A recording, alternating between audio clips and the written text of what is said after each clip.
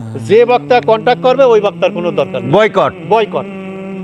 কন্ট্যাক্টবিহীন বক্তা আনেন। মাসে যার 42 লক্ষ টাকা ইনকাম। মাথা কি ঠিক আছে তোমার? ডেট দিলে, পোস্টার ছাপাতে দিলে, মাইক লাইটের কথা বললে, স্টেজের কথা বললে, এখন বলতেছো মাহফিল করবা না।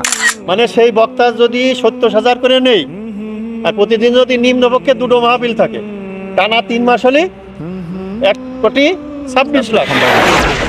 এই মাঠে হবে না? আমাদের এই মাঠে মাহফিল লোক ধরবে?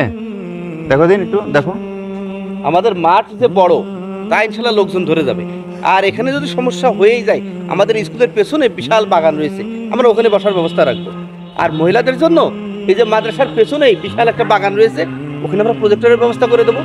বক্তা তো মাওলানা দাদা ঠিক করার কথা ছিল, তা আপনারা কি শুনেছেন যে মাওলানা দাদা বক্তা ঠিক করেছে কিনা? মাওলানা সাহেবের তো এখন আসার কথা ছিল, এখনো তো আসলো না। তাহলে আমি যাই দেখে আসি। তুমি একটা কাজ করো, হ্যাঁ দেখে আসি। ঠিক কথা বলেছে, যাই একটু পাঠাই দাও তাড়াতাড়ি। হ্যাঁ, অত্র অঞ্চলের ভেতরে আমাদের এই মাহফিল কিন্তু সেরা মাহফিল হতে হবে। হ্যাঁ, আর আমরা তো একেবারে ছোটখাটো বক্তা নিয়ে আসতেছি না, ঠিক ঠিক। অনেক বড় বক্তা নিয়ে আসতেছি আমরা, বুঝলে?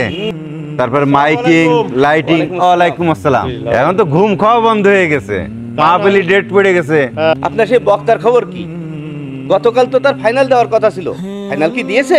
গতকালকে বক্তার পিএস এর সাথে আমার কথা হয়েছে। বক্তার সাথে সরাসরি তো কথা এখন খুব কমই হয়, এখন মৌসুম। পিএস গতকালকে আমার ফাইনাল দিতে চায়, কিন্তু এখনো কথা বলিনি। আসসালামু আলাইকুম। আরে ভাই, আপনি তো চিনতে পারতেছি না, আপনি কে? আপনার পরিচয়টা দেন। কি রাখো হলো, পিএস কল ধরেতে মাওলানা সাহেবের চিনতেছে না? আশ্চর্য ব্যাপার। আপনি যে বললেন যে হ্যাঁ ডেট দেওয়া যাবে, ডেট আছে 15 তারিখে, সেইভাবেই তো আমি তো সে গতকালকে তাদের বলে পোস্টারও চাপা দিতেছি। আগামী মাসের 15 তারিখই আপনাদের ওই অঞ্চলে বক্তার আরো একটা প্রোগ্রাম আছে। তা আমি মনে করিলাম যে ওই প্রোগ্রামটা শেষ করে আপনাদের এখানে যাওয়া যায় কিনা, এই জন্যই ডেটটা দিছিলাম। ওই প্রোগ্রাম শেষ করে আমাদেরটা করবে, তো সমস্যা নেই তো। আপনার ওই বক্তার সাথে আমার একটু কথা বলাই দেন দিন সরাসরি। আপনি ডাইরেক্ট বক্তার সাথে কথা বলেন। আপনারা কি পাগল হয়ে গেছেন? বক্তার কি এখন সময় আছে আপনাদের সাথে কথা বলার? যা বলার আমারে বলেন। ওই দিন যদি ডেট ফিক্স করতে চান তো আমি ফিক্স করে দিচ্ছি। বক্তার এখন সময় নেই কথা বলার। ওই ডেট ফিক্সড করার চেষ্টা করেন, বাইরে যাওয়ার দরকার নেই। আচ্ছা ঠিক আছে ভাই, শোনেন, তাহলে ওই আগামী মাসের 15 তারিখে আমাদের ডেটটা ফিক্স করেন। ডেট যেন মিস করেন না ভাই, কোনো সমস্যা হলে কিন্তু আমরা বিপদে পড়ে যাবো। এলাকায় কালেকশন টালেকশন আমাদের প্রায় কমপ্লিট। আচ্ছা ঠিক আছে, তো ডেট ফিক্স করার আগে আমাদের অ্যাডভান্স দিয়ে দিতে হবে, তারপরে ডেট ফিক্স হবে। অ্যাডভান্স মানে? অ্যাডভান্স বুঝলেন না? পুরো প্রোগ্রাম জুড়ে আমাদের 70,000 টাকা দিতে হবে। এখন 20,000 টাকা দিয়ে আপনি ডেটটা ফিক্স করে রাখেন।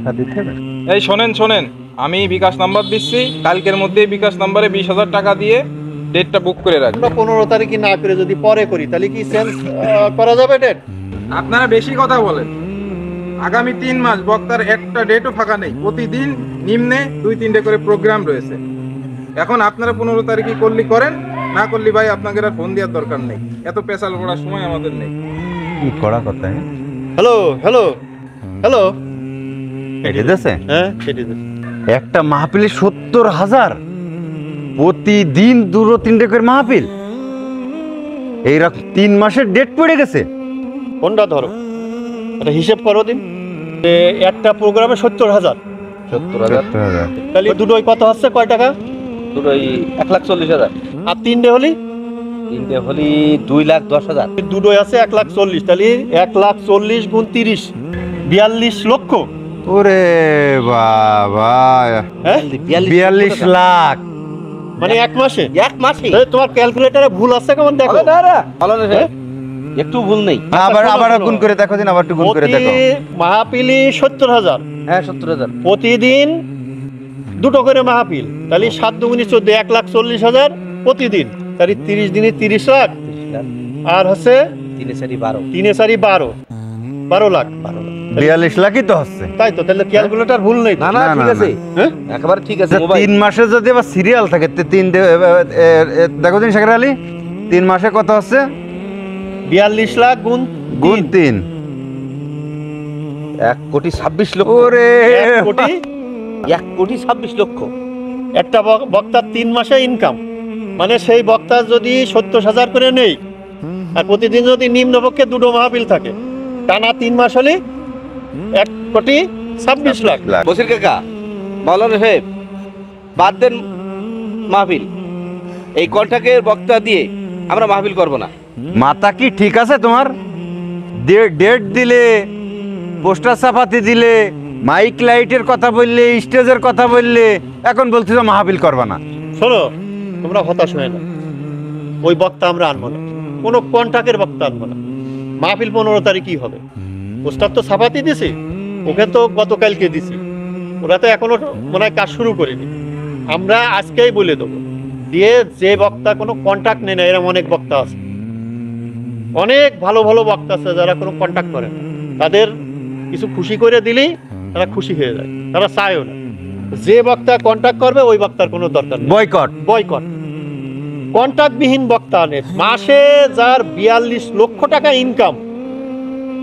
আচ্ছা, তুমি তো চাকরি করো, তোমরা চাকরি করো না? আমিও একটা মাস্টার মানুষ। আচ্ছা, আমরা মাসে 30 না 35 না 40,000 টাকায় বেতন পাই। হ্যাঁ, ধরো তুমি 40,000 টাকা বেতন পেলে, কথার কথা, তাহলে 4 বারং 48, 4,80,000 টাকা তুমি বছরে ইনকাম করো, তাই না? আর সে এক মাসে 42 লক্ষ টাকা। তুমি পেনশনে যে 42 লক্ষ টাকা পেনশন পাবা কেমন আল্লাহ জানে। তা কয় বছর? 25, 30, 35 বছর চাকরি করার পরে যে পেনশনে যাচ্ছে। মাওলানা সাহেব, তাহলে একটা ওই কন্ট্রাক্টবিহীন ভালো মানে পায়ে যান, তার একটু খোঁজ করেন। তাহলে আমরা এলাকার যুব সমাজ নিয়ে যে উদ্যোগটা নিছি, আমাদের হতাশ হওয়ার কোনো কারণ নেই। ভালো করে বোঝো, আমরা ওই 15 তারিখেই ওয়াজ মাহফিল হবে। প্রয়োজন হলে আমাদের এলাকায় যেসব ভালো বক্তা আছে, আমরা এলাকার মানুষের গুরুত্ব দিয়ে দিন, এরাও কোরআন হাদিস দিয়ে বলবে, ওরাও কোরআন হাদিস দিয়ে বলবে। এইসব বক্তারা বাংলাদেশের কোনো না কোনো দলভুক্ত, দল ছাড়া তো কোনো বক্তা নেই। আমরা সেই সব দলের বলবো যেই সব বক্তাদের থামান। সচেতন মানুষরা এতে ভালো ধারণা পোষণ করতেছে না বক্তাদের প্রতি। একটা মানুষের একদিনই কয় হাজার টাকা ইনকাম করতে হয়, সারাদিন চাকরি করে 1,000 টাকা মাসে বেতন আসছে না, তাহলে ওদের নাই 2,000 টাকা দিলাম, নাই 3,000 টাকা দিলাম এক রাত্রি, নাই 5,000 দিলেন। হ্যাঁ, কত লাগে টাকা? মাওলানা সাহেব, এই হুজুররা এত টাকা করে কি?